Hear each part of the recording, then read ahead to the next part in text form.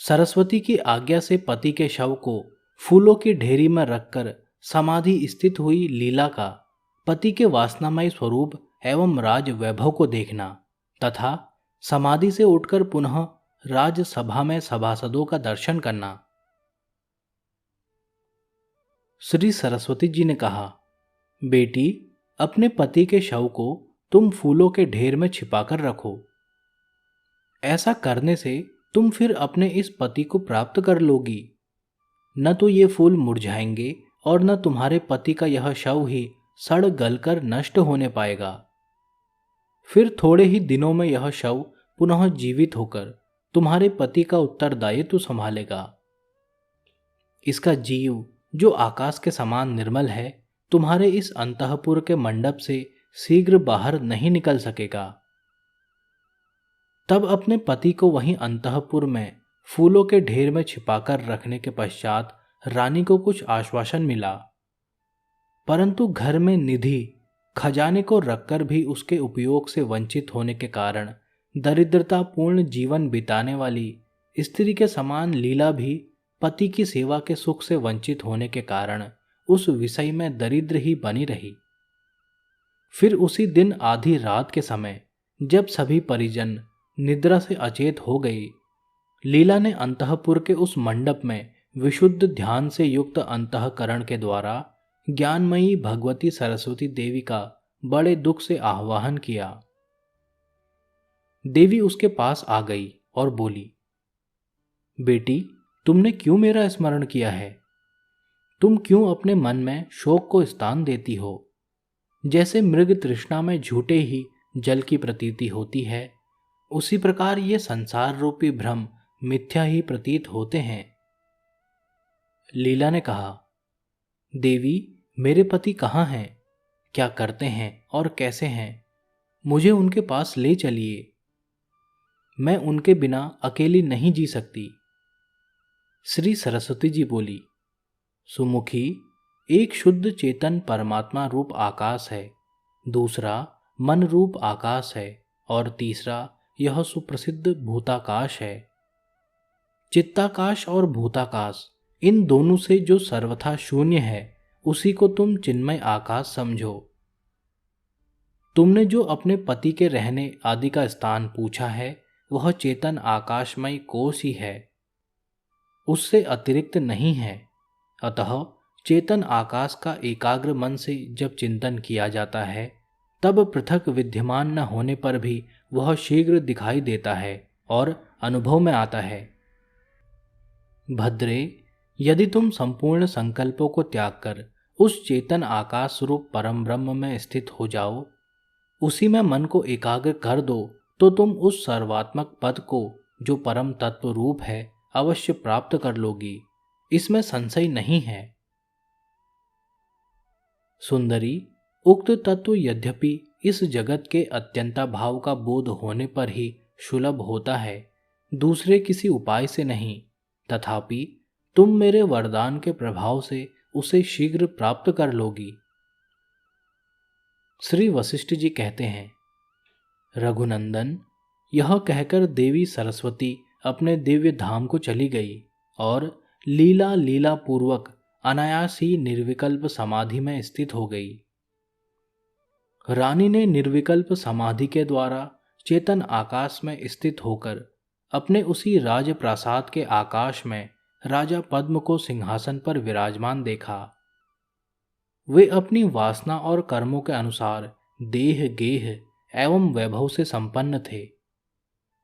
अनेक राजाओं से घिरे हुए सभा मंडप में सिंहासन पर बैठे हुए राजा की वंदीजन महाराज की जय हो, हमारे राजाधिराज चिरंजीवी हों इत्यादि कहकर स्तुति करते थे। वे अपने अधीनस्थ जनपद तथा सेना के कार्य की देखभाल करने में सादर जुटे हुए थे। पताका रूपणी मंजरियों से व्याप्त राजधानी के जिस सुंदर सभा भवन में राजा बैठे थे, उसके पूर्व दरवाजे पर असंख्य मुनियों और ब्रह्म ऋषियों की मंडली विराज रही थी। दक्षिण द्वार पर असंख्य राजे महाराजे विद्यमान थे। पश्चिम द्वार पर अगणित सुंदरी ललनाओं का समूह शोभा पाता था और उत्तर द्वार पर असंख्य रथ, हाथी एवं घोड़ों की भीड़ लगी थी। राजा ने गुप्तचर की बातें सुनकर दक्षिण देश के युद्ध की गतिविधि का निर्णय किया। पंक्तिबद्ध खड़े हुए अगणित भूपालों की प्रभा से उस राजभवन का सारा आंगन जगमगा रहा था। यज्ञ मंडप में वेद मंत्रों का उच्चारण करते हुए ब्राह्मणों की वेद ध्वनि से श्रेष्ठ वाद्यों का मधुर घोष दब गया था। अनेक सामंत नरेश आरंभ में मंद गति से चलने वाले उत्तम कार्यों में संलग्न थे। अनेक शिल्पियों के सरदार वहां नाना नगरों के निर्माण की तैयारी में लगे हुए थे। उस समय आकाश स्वरूपा लीला उस आकाश रूपणी राजसभा में प्रविष्ट हुई। जैसे दूसरे के संकल्प से निर्मित हुई नगरी को दूसरा नहीं देखता, उसी प्रकार अपने आगे आगे विचरती हुई लीला को उस सभा में रहने वाले लोगों में से किसी ने नहीं देखा। वहां उसने अपने उन्हीं सब लोगों को सभा में बैठे देखा जो पहले देखे गए थे। मानो वे सब के सब राजा के साथ ही एक नगर से दूसरे नगर में चले आए हों। जो पहले जहां पर बैठते थे वे वहीं बैठे थे, वैसा ही उनका उच्चारण था।